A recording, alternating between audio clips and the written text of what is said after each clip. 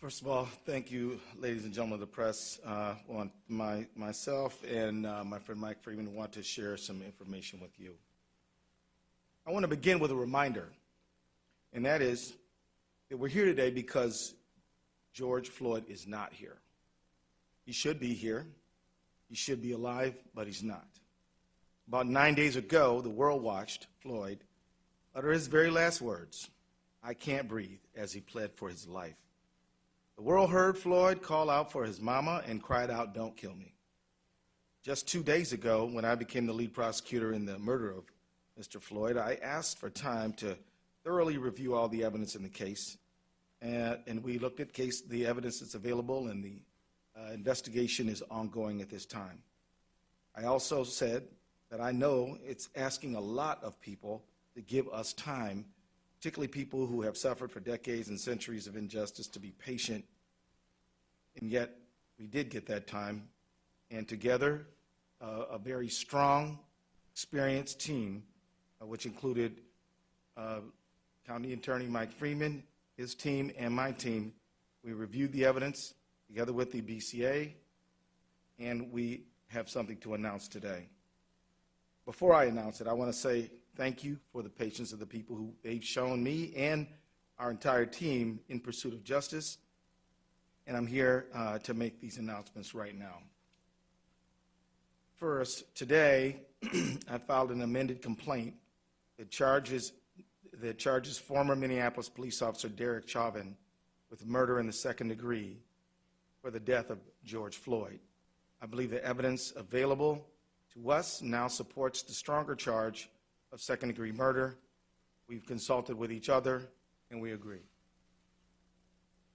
Second, today, arrest warrants were issued for former Minneapolis police officers J.A. King, Thomas Lane, and Tu Tao. Finally, I'd like to announce that today, Hennepin County Attorney Michael Freeman and I filed a complaint that charges police officer King, Lane, and Tao with aiding and abetting murder in the second degree, a felony offense. I strongly believe that these developments are in the interest of justice for Mr. Floyd, his family, our community, and our state. I'm the lead prosecutor in this case. I'll be speaking and addressing the public, but this is absolutely a team effort. We are working together on this case with only one goal: justice for George Floyd. I want to thank first Mr. Hennepin County Attorney Mike Freeman, who has been a true partner in this matter at every step of the way. His experience and insight have been invaluable and will continue to be counted on by the team. I also want to thank County Attorney Freeman's professional staff who have cooperated and worked together with my staff and the investigating officers from the very minute this case started. I also want to thank Superintendent Drew Evans of the Bureau of Criminal Apprehension and his professional staff for the care and speed with which they are conducting this investigation. And I want to thank especially U.S. Attorney Erica McDonald and Special Agent in Charge Rainer Drolskagen, who are conducting a parallel federal color of law investigation. I have heard directly from the leadership of the Department of Justice that there is full support for her leadership in pursuit of her investigation. And as she put it so well, one team, one goal, one mission. I agree 100%. As I said earlier, I thank Mr. Floyd's family. I think, and I can speak for Mr. Freeman and I jointly thank them, along with U.S. Attorney McDonald. We thank the community for their patience in allowing us the time and space we need over these days to lay these charges. As it is so hard to do, I now ask for continued patience. This case continues to be under investigation. We will not be able to say very much publicly about the investigation, except that we encourage anyone who believes that they have evidence in this case to come forward and to be cooperative with the investigation. As we develop the case for prosecution, which will also not be able, we will not be able to say very much publicly about it, because our job is to seek justice and to obtain a conviction, not to make statements in the press, but to do our talking in court. So I ask for your patience again while we limit our public comments in pursuit of justice. I also ask for your trust that we are pursuing justice by every legal and ethical means available to us. I also want to add a word of caution. The investigation is ongoing. We are following the path of all of the evidence.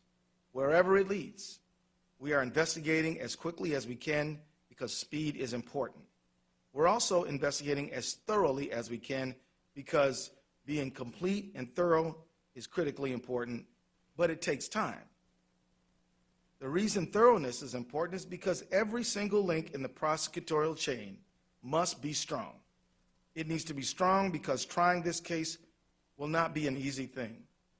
Winning a conviction will be hard. In fact, County Attorney Freeman is the only prosecutor in the state of Minnesota who has successfully convicted a police officer for murder. And he can tell you that it's hard. I say this not because we doubt our resources or our ability. In fact, we're confident in what we're doing. But history does show that there are clear challenges here, and we are going to be working very hard and relying on each other and our investigative partners and the community to support that endeavor. To the Floyd family, to our beloved community, and to everyone that is watching, I say, George Floyd mattered. He was loved. His family was important. His life had value. And we will seek justice for him and for you, and we will find it. The very fact that we have filed these charges means that we believe in them. But what I do not believe is that one successful prosecution can rectify the hurt and loss that so many people feel. The solution to that pain will be slow and difficult work of constructing justice and fairness in our society. That work is the work of all of us. We don't need to wait for the resolution and investigation of this case to start that work. We need citizens, neighbors, leaders in government and in faith communities, civil and human rights activists to begin rewriting the rules for a just society now. We need new policy and legislation and ways of thinking at the municipal, state, and federal levels.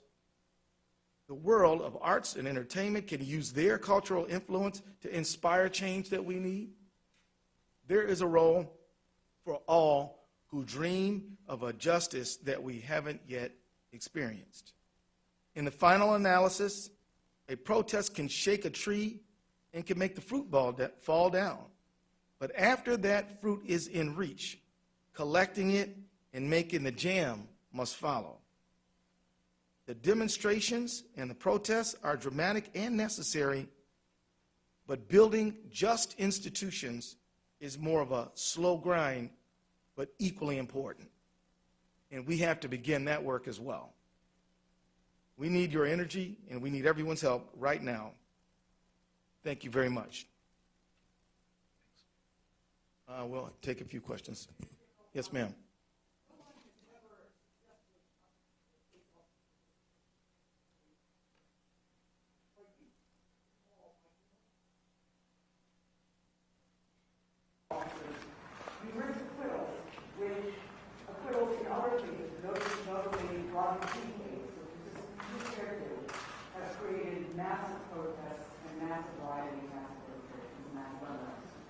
We believe we have a duty to charge the charges that fit the facts in this case when we have done so.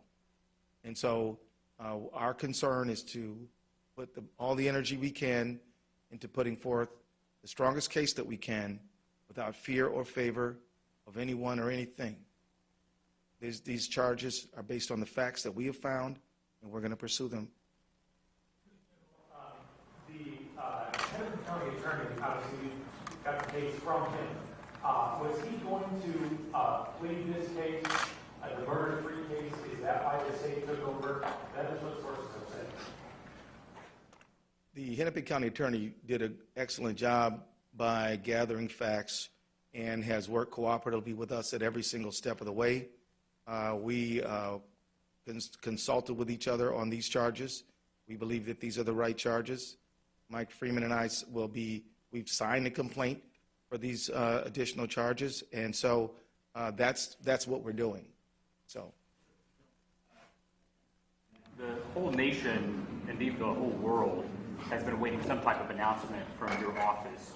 Can you describe the process involved in your deliberation and what impact you think today's decision might have, not just in Minneapolis, but for those across the country watching you right now? Unfortunately, I can't delve into our deliberative process, but what I will tell you generally is we gathered all the facts that we could. We reviewed the criminal statutes. We looked at case law. We consulted with each other, and we arrived at these charges. We believe that they're justified by the facts and the law. What does this impact have on them, this decision? The pursuit of justice is always good and right. And I want to signal to them that we hope that they continue to raise the cause of justice, but do it in a peaceful manner. It is their right to express themselves. With that, I will say that they should continue in their own communities to get together to build just police community relationships. We need the faith community to be involved. We need arts and entertainment to help inspire us toward justice. We need everybody. There's a lot more to do than just this case, and we ask people to do that.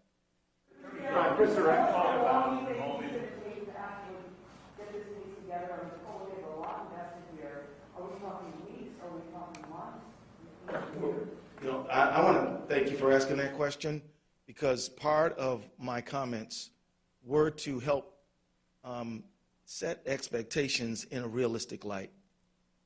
In order to be thorough, this is going to take months. And I don't know how many, but it is better to make sure that we have a solid case, fully investigated, researched before we go to trial, than to rush it. And so it will take a while, and I can't set a deadline on that. Way in the back.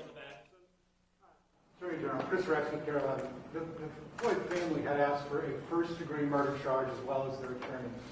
You decided to charge second-degree unintentional murder while committing a felony. Can you explain what that charge means, unintentional murder versus second-degree intentional murder, please? Well, according to Minnesota law, you have to have premeditation and deliberation to charge first-degree murder. Second-degree murder, you have to intend for death to be the result. For second-degree felony murder, you have to intend the felony and then death be the result without necessarily having it be the intent. So that's the state of the law. The felony would be we would contend that George Floyd was assaulted, and so that would be the underlying felony.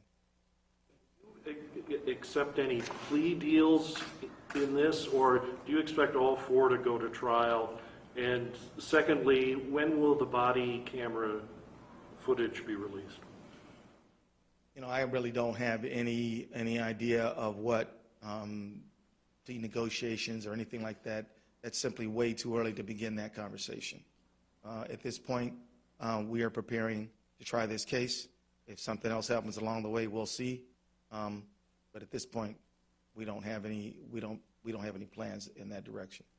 Camera footage? That is something that I don't have anything to report right now. At this time, we're focused on investigating the case. And so I think at this time, I will consult with the BCA and other partners on the case, and we'll come to a conclusion about that. Again, we believe in transparency, but we also believe in a thorough investigation, most importantly. Have the three officers been taken into custody? I'll allow Mr. Drew Evans to address that issue. Yeah. Good afternoon. My name is Drew Evans. I'm the superintendent of the Minnesota Bureau of Criminal Apprehension. We are in the process of taking the officers into custody. I can report that one is in custody now, and the other two we are in the process of taking into custody and expect them to be this afternoon. Could you talk about, have these officers provided any statements to your investigators, which traditionally happens after a death in custody? Have you spoken with them? I will, as the Attorney General said, we can't speak about all the details of the case other than what's really in the complaint at this time. I will tell you with any investigation, as I've told you all from the very beginning, we have teams of investigators from the BCA jointly investigating this with the FBI, trying to obtain all information. In this case, I will tell you that is a regular course of all of our investigations to attempt interviews with all of the officers. We have interviewed numerous individuals in this case, and additional information will be provided as we move forward.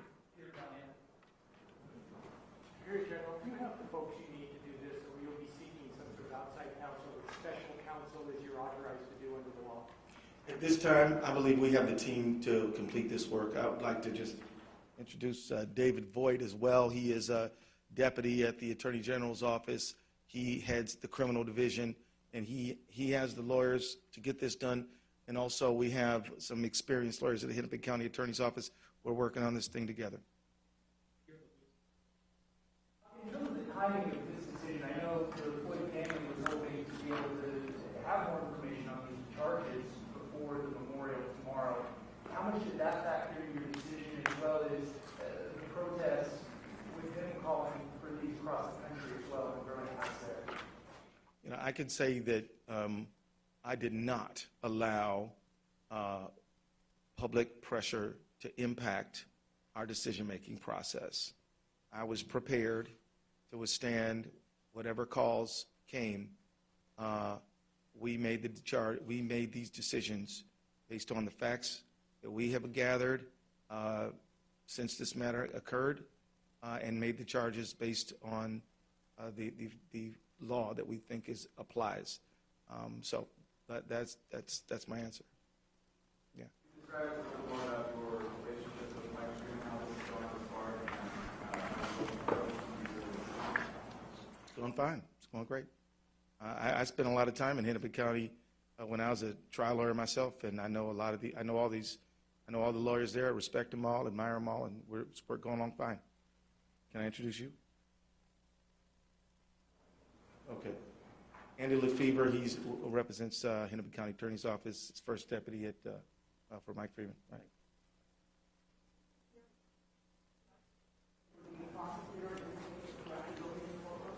No, that I'm going to let the people who prosecute cases every single day to prosecute this case. Now, it is true that I've tried a lot of cases, and I've tried homicide cases, but on the other side of the courtroom.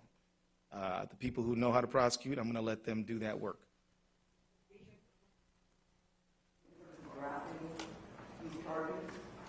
You know, I think it helps me anticipate what some of the attacks on our case might be.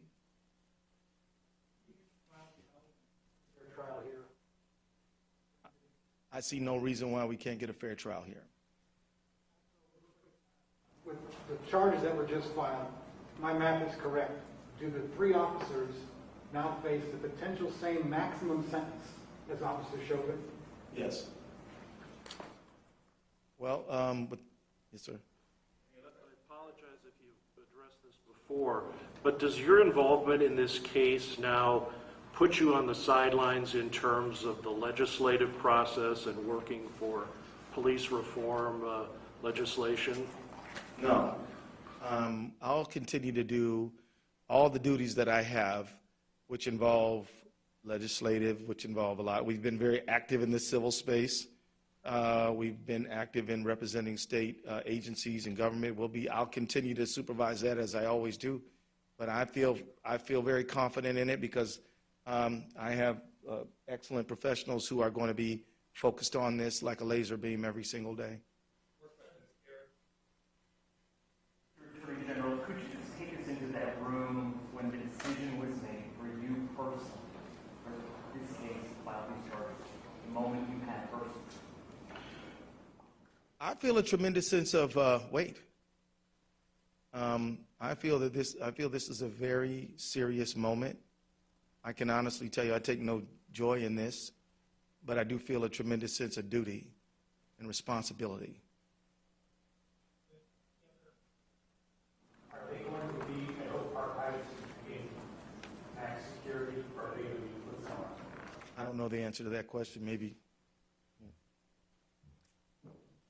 I would just answer that in terms of that is left up to the various sheriffs that we work with on this. They make, as Commissioner Schnell noted the other day, security decisions in the best place for everybody in light of everything that's going on right now in the Twin Cities. Again, those are decisions based on the analysis of the sheriff, and they work closely with the Department of Corrections to make sure that they have everybody in their custody where they should be based on safety assessments. Thank you all very much.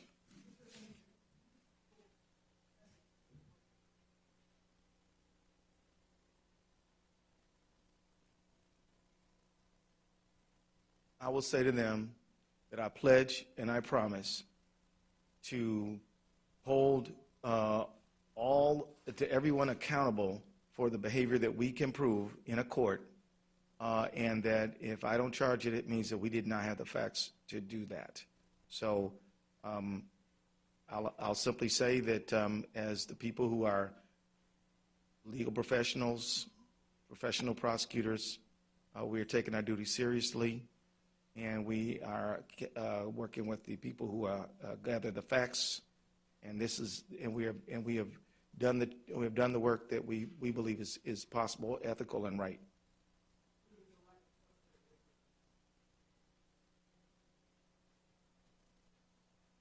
Yeah, well, I mean, look, let me be honest here. I mean, our country has under-prosecuted these matters in Minnesota and throughout the country. And so I think the trust is a result of historically not holding people who are public guardians accountable for their behavior in situations where we should have. So that, I think, is the origin of the trust problem. But we can't control the past. All we can do is take the case that we have in front of us right now and do our good faith best to bring justice to this situation, and we will.